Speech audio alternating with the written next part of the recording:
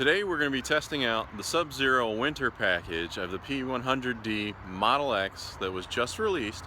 The Subzero winter package supposedly adds rear heat seaters. I have a 6-seat P100D, so you'll have 2 in the middle row, 2 in the back row, and of course, as any of the Model X's, you'll have 2 heat seaters up front. Also adds a heated steering wheel and window defrosters for the windshield wipers. So we're going to test that out today. With me I have an light industrial E4 FLIR machine, and we're going to take a video of each of the seat heaters and the steering wheel and the windshield wiper defroster, test it out, see how well it works. Right now it's 8 a.m. and it's only about 41 degrees outside with 80% humidity. So it's not quite that cold, but I assume it's going to be average for most people. So here we go. Let's start by showing you each of the seat heaters being turned on. First you'll see is the steering wheel heater. That one heats up pretty quick.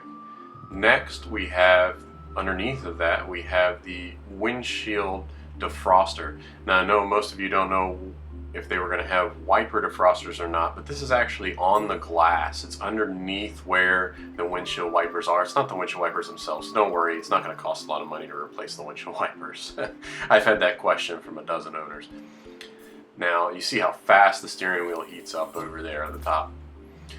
The 6 ones on the side, you'll notice, is the lower right is the driver's seat. So you can see the driver's seat back is actually heating up, but the seat bottom is not heating up at all. The passenger seat on the left is heating up pretty nicely. You see the squiggly lines there. It's throughout the shoulder area and the side rests. Now there's actually a different design when you look at the passenger and the back row. They don't go up quite as high on the shoulders, but you do see quite a lot more intricate wiring in there, so they heat up pretty quick as well. They also heat up on the front of those seats. That's pretty nice. And the back, you'll see that the both seats do heat up pretty evenly, the same as the second row. You'll also notice a little bit of heat underneath that third row cup holder. That's the USB power outlet. It's not plugged into anything, but it does have a little bit of heat there, indicating that it's on and getting electricity to the transformer there. Now if you look at that windshield wiper defroster area underneath the glass, I'll show a picture later of what it looks like. I wish we had some snow today, but we don't. There's quite a few heating coils underneath that whole area. It's a good, 5-6 inch strip there across the entire bottom of the dashboard. That should really help trying to get those windshield wipers unstuck when ice is covering them in the wintertime. The steering wheel is getting pretty warm. You won't need gloves this winter.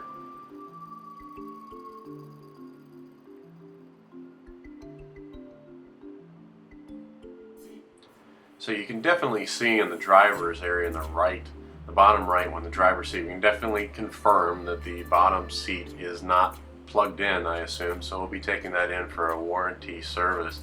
When I first took the car, I thought that I just couldn't feel anything. Maybe it wasn't that strong or wasn't even on. Now we have proof here that I guess they just didn't plug it in at the factory. That should be a simple fix for them.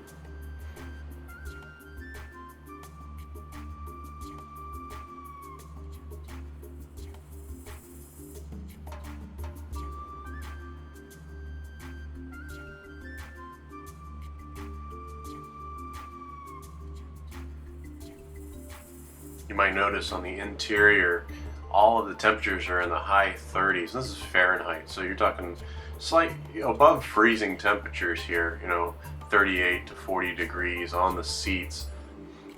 And the seats themselves are warming up into the mid 60s to low 70s right now.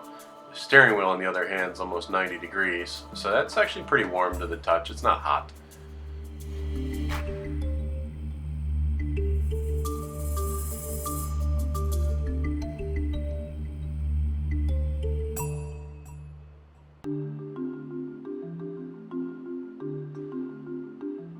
One of the big differences I've noticed between the front row seats and the second and third row seats is that the sides of the front row seats are heated up as well. So where the sides of your hips and the sides of your shoulders, those are actually have heating in those side panels, whereas the second and third row do not. They're just the bottom and the back heaters. One thing the pictures won't show here is that the front and the rear seats, you can actually see the heat, the wire going through the pedestal these seats sit on. For the front seats, the driver and the passenger, it actually goes to, the wire is running through the center of the vehicle, closest to the console, the armrest. It does not run along the outside. That probably is by design, so just in case you're in an accident or something, there are no wires on the side of the car. It's all the high voltages in the middle. Maybe not high voltage, maybe just high current.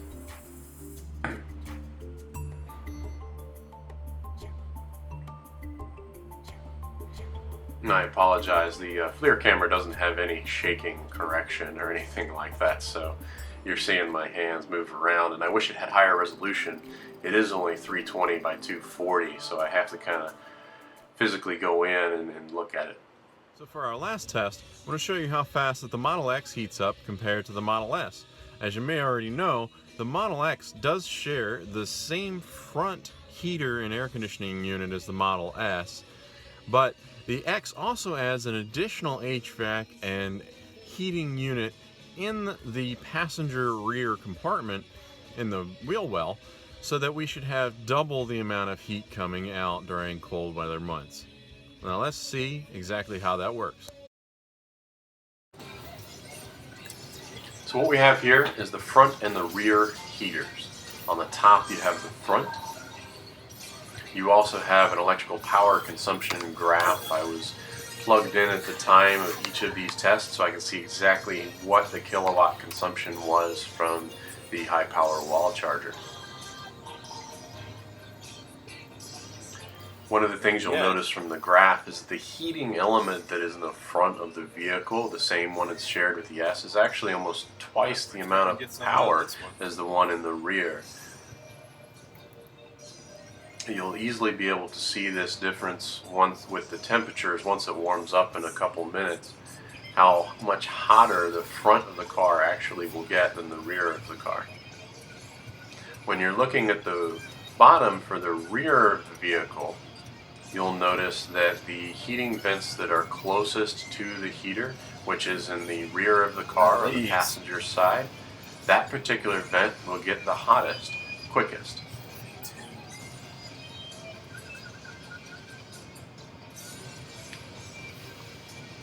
You can already see on the top the heat from the touch screen and the console. You can see a little bit of the heat coming out of the bottom for the feet. No heat is really coming out of that center console yet, because it is further away from that front heater.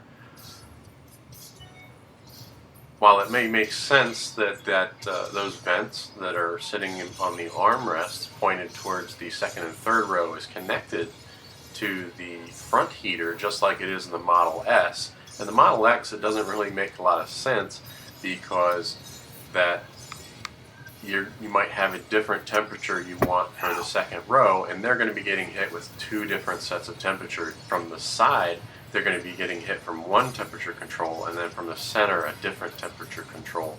I noticed this when I wanted air conditioning up front and she wanted heat in the back. So she was getting cold air from the center and hot air from the sides. So you might want to close those. Those do fully close.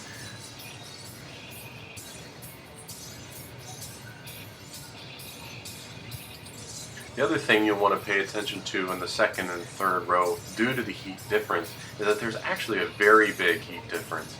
The temperature closest to that rear wheel well will get almost to 125, 130 degrees, whereas the diagonal opposite behind the driver's side, a B pillar, will only get maybe to the low 90s. So if you have someone that wants to be warmer or cooler, they might want to choose a different seat.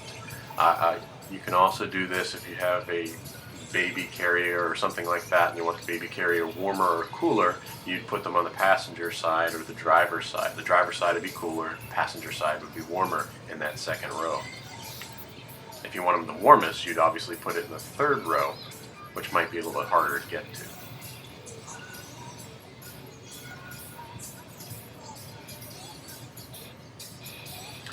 So you notice these second row foot warmers on that top screen there, that's actually still controlled by the front heater. So the heat temperature that you set up front is actually going to be warming the person's feet in the second row, not the rear heater.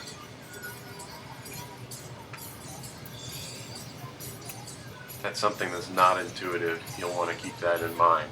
So which temperature blowing on their feet is what the driver is set to, not what the second row is set to.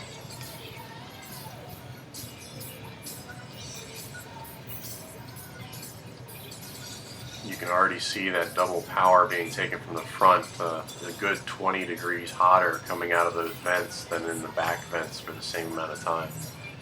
And in some cases, it's pretty drastic there, 147 versus 85. So that's why I was saying that the one behind the driver's seat, furthest away from the heater itself, longest distance for the air to travel, is going to be the coolest. So picking a different seat will definitely get you a different temperature.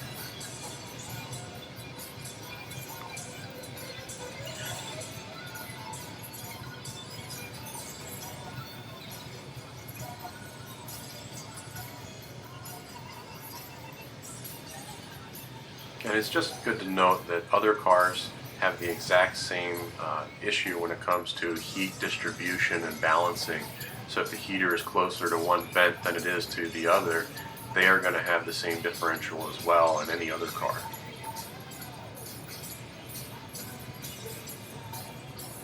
Right there you can see the floor mats being heated up by the foot defrosters, not defrosters, the foot warmers.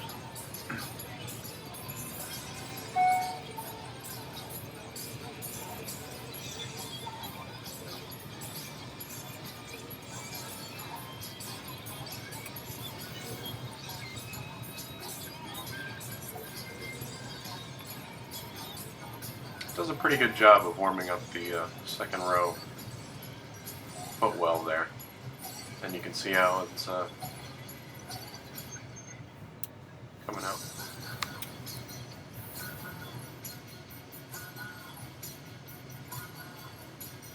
So we're coming up to almost the end of the test, and I cut it off here mainly because the temperature doesn't increase over the next 5 to 10 minutes. I don't want to make a really long video and show you that the temperature on the rear quarter panel is still going to be 130 degrees, where on the behind the driver's side stays in the low 90s.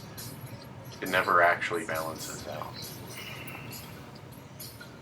Even though the heat coming out of the dashboard is about 157.